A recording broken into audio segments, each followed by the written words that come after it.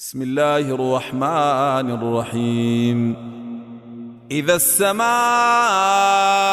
انشقت وأذنت لربها وحقت، وإذا الأرض مدت وألقت ما فيها وتخلت وأذنت لربها وحقت. يا أيها الإنسان إنك كادح إلى ربك كدحا فملاقيه.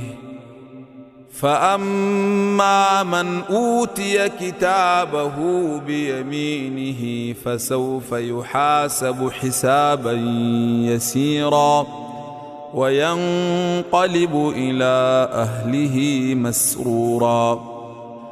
وأما من أوتي كتابه وراء ظهره فسوف يدعو ثبورا ويصلى سعيرا، إنه كان في أهله مسرورا، إنه ظن أن لن يحور.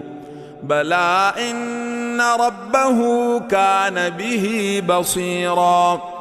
فلا أقسم بالشفق والليل وما وسق والقمر إذا اتسق لتركبن طبقا عن طبق فما لهم لا يؤمنون وإذا قرئ عليهم القرآن لا يسجدون بل الذين كفروا يكذبون والله أعلم بما يوعون فبشرهم بعذاب أليم.